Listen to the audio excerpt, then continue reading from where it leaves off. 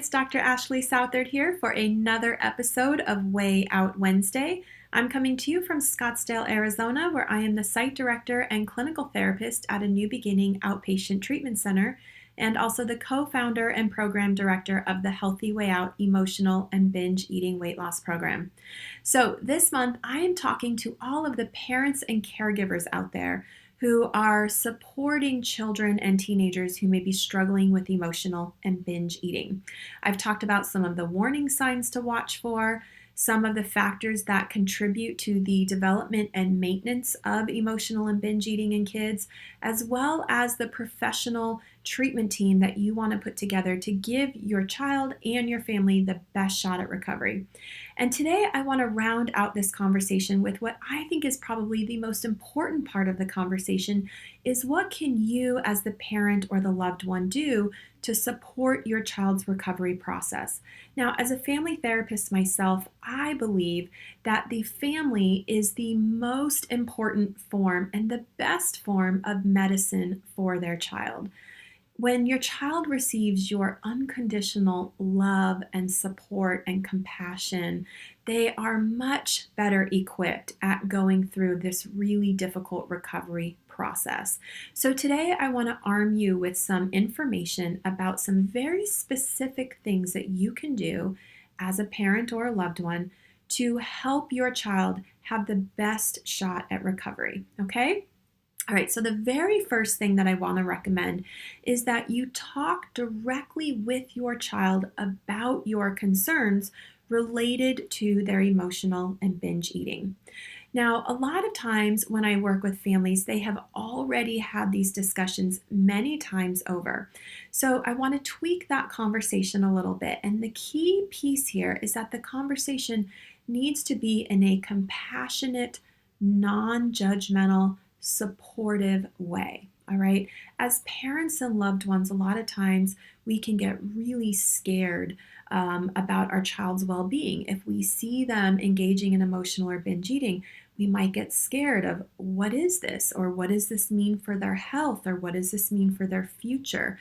And we can get really scared, and that fear can really drive us to then kind of go into these conversations with a really heightened level of energy, and we can come across as maybe a bit critical or really anxious and judgmental. And when a child feels that from their parent, the natural response typically is to either shut down or to get defensive themselves, neither of which is a helpful response for you to be able to have a helpful conversation with your child. So when you are approaching your concerns with your child, you want to make sure you do it in a really compassionate and gentle way, okay? So we want to say things like, I care about you so much, and I'm really seeing you struggle in your relationship with food, and I'm here to help you. Or you might say something like, I see how much pain you're in, and it really breaks my heart. How can I help you through this? Or it might be something like, you know what? You don't have to figure this out alone. Let me help you. Let me do this with you. Okay? So we want to approach the child in a way that says, I see part or all of what's going on. It breaks my heart. I love you, I care about you, and I'm here to help you, okay? When a child feels your support from a non-judgmental stance, they're much more likely to open up to you about what's really going on, how they're feeling, and what they might be needing from you in terms of support. The other important piece when you go to talk to your child about your concerns is to really, and this is hard, but I know you can do it, is to stay away from comments about their weight or their eating. Okay, and this can be tricky when you have concerns about their emotional and binge eating. But remember, these are issues or are driven by deeper emotional issues. And the symptom is the eating. So that's not really the problem. So we don't want to make that the problem. Okay, so when you talk to them, we don't want to say things like, I've noticed that you've been gaining weight and that really worries me. Okay, because then it really makes the issue in the eyes of the child about weight. Or I notice that you can't just seem to stop at dinner time. You eat way more than you should. Okay, again, that makes it all about food, and it can leave the child feeling ashamed of their behavior or ashamed of their body, and we don't want to do that. So you can just say, I've noticed that you've been having a hard time with these things, and I really want to support you in that. Let's get some help so that you don't have to do this alone. Okay, so it's all about helping them see that you know that they're in pain, you're there to support them. This isn't about weight or controlling their food. But you see that it's playing out that way, okay? Now, shame is not a motivator for change. In fact, it actually will shut people down. They will pull away from you, and they will end up just kind of keeping secrets from you. So we don't want to say or do anything that could shame the child and make them feel bad about themselves. All right, so all of your comments need to stay really focused on how you see their pain. You see that they're struggling emotionally, and you're there to help them. Okay? All right. The second pointer that I have for you is to really encourage conversation about feelings. And this is going to include your child's feelings and your feelings. Okay? So the first point was to talk about your concerns relative to what you're seeing in their relationship with food. And then we want to take that a step further and really be able to talk about feelings. Now, as you've probably learned in some of my earlier videos, emotional and binge eating is not about food. All right, food is the symptom. Emotional and binge eating is typically about deeper emotional things going on inside of the person. So it's very akin to alcoholism. When people drink, it's not because they love the taste of alcohol. That's not why someone becomes an alcoholic. Alcohol just becomes the symptom that they are using, or the tool that they are using to deal with their emotions, okay? But becoming an alcoholic is driven by a desire to get away from difficult emotions inside. And emotional and binge eating is very much the same way. So we have to know that when we go into these conversations, and trust that under the eating behavior are deeper emotional things going on that we really want to try to help the child be able to talk about. So you want to ask them questions like, what are you feeling right now? Or what were you feeling right before you sat down at the dinner table last night? I noticed you had a really hard time last night with food, and I'm wondering, what were you feeling last night when you sat down to dinner?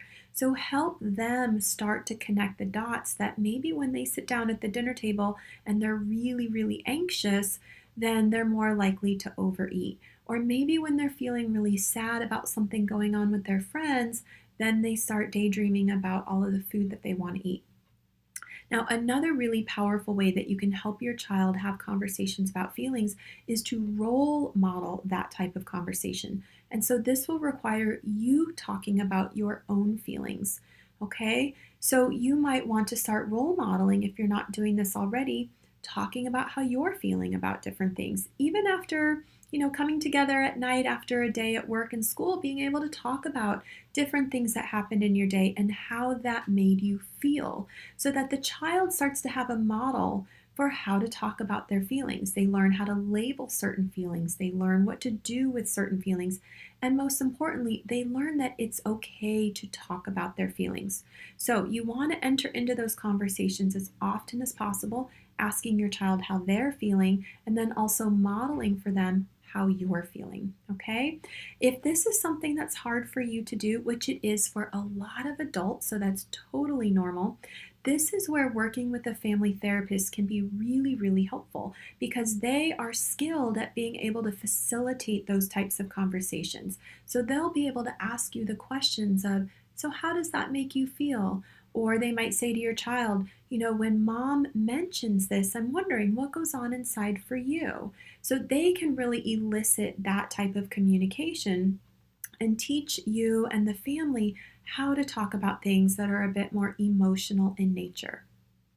Now, the third tip is to encourage a balanced relationship with food and movement. So you want to be teaching your child and role modeling for your child a balanced relationship where they can eat all foods in moderation, and a balanced relationship with movement. We don't want too little, we also don't want too much. Sometimes when children are struggling with emotional and binge eating, it's a parent's natural inclination to want to put them on a diet and put them on a pretty hardcore exercise routine. And it makes sense that parents would think that way. That's really what our culture promotes, right?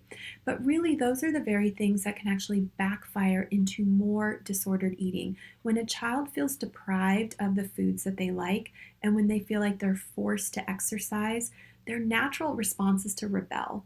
So if you tell them they can't have Oreos, guess what they want? Well, they want Oreos. If you tell them they have to go run a mile before they can have dinner, guess what they really don't want to do? They really don't want to go run a mile. So we want to encourage a balanced relationship where they can eat all foods in moderation, which would include the foods that they may typically be inclined to binge on, okay? So you want to include those foods in there along with all the other types of foods that we eat. And we want to teach children that eating is a combination of more nutritious decisions and less nutritious decisions. We want to stay away from words like good and bad. There's no such thing as good or bad food. There are more nutritious foods and there are less nutritious foods, but all of them can be eaten in moderation. And the same is true with movement, okay? We really want children to have a fun relationship with movement where they can do all different kinds of things and enjoy it. We don't want them to think that they have to be on a treadmill for it to count as exercise. They could be playing a fun game of soccer with their friends. They could be taking their dog for a walk. They could be taking swim lessons. They could be going on a family bike ride. Any kind of movement can be really positive and healthy for the body. So we want to teach children that there's a lot of diversity in what is considered exercise, that there isn't one right way to do it. And some days you're going to want to do something more intense and you're going to want to sweat. And other days you're going to want to keep it really light and gentle. And that's normal and that's okay. All right, same thing with food. Some days you're going to want to eat things that are a little more sugary, maybe more carbs. Some days you're going to want to eat maybe just kind of a lighter load, or maybe you're going to be wanting more protein or more salt. Every day is going to be a little different. The goal here is to teach children to listen to their bodies, all right, to come back to within themselves and really pay attention to what sounds good. What kinds of foods are they wanting? What kinds of textures and tastes are they wanting? What kinds of temperatures are they wanting? And rather than deciding food choices based on good and bad, they're deciding based on what sounds to their body in that moment. Same with movement, okay? Rather than having a rigid exercise schedule pre-planned, we want to encourage children to really check in with themselves on a day-to-day basis and what sounds good today. Because what you may be up for today, you may not be up for tomorrow, and vice versa, okay? So balance, variety, and moderation with both food and movement, all right? The last piece of advice that I want to offer to parents, and I think this one is incredibly important, is to really look at your own relationship with food and with your body, all right? What are you role modeling to your child? A lot of the times when I'm working with kids and teenagers or even adults who are reflecting on their early years in life, I'm hearing that there are parents who are also maybe struggling in their own relationship with food. Maybe they're binge eating, maybe they're dieting a lot, maybe they're talking poorly about their own body or other people's bodies, and all of this is getting modeled for the child. And the child is thinking, well, if mom is doing this or if dad is doing this, then it must be okay. This must be what I should do. So we really want to take a close look at what we're doing ourselves as parents and as role models, because kids are watching and kids are really programmed. We as humans are programmed to mirror our attachment figures. We actually have neurons in our brain called mirror neurons where we will do what our parents do. So if our parent is binging, we're going to be more likely to do that behavior. If our parent is dieting, we're going to be more likely to do that behavior. If our parent is talking about how fat they look in a certain outfit, we're going to be more likely to do that. If a parent is eating moderately and enjoying both Oreos and salads, we're going to be more likely to do that. So, as a parent or as a caregiver, you have incredible power to really provide a positive, helpful influence for your child to learn how to have that balance, variety, and moderation in their relationship with food and movement. So, really take a critical look at yourself. Make sure that you are modeling for your child what you want them to be doing, how you want them to be behaving and feeling and thinking about themselves. And if you find that maybe you struggle with some of these things, maybe food is a hard area for you as well, please consider gifting yourself the opportunity to do some work on that particular area in your life, because anytime you make positive changes in your own life, emotionally and cognitively, you automatically improve things for your child because, again, they're watching. So if this is an area that you struggle with, which a lot of people do, then please consider maybe working with a therapist or watching some of these other videos that I've recorded for adults who are struggling with these issues so that you can be the absolute best role model for your child.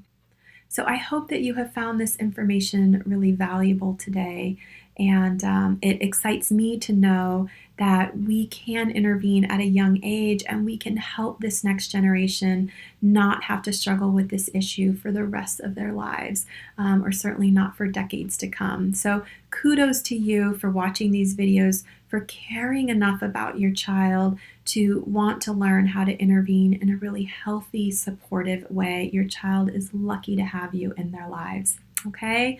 All right, I will be back here next week for a new topic for the month of July. I can't wait. So have a wonderful week, and I'll see you back here in a few days. Take care. Bye-bye.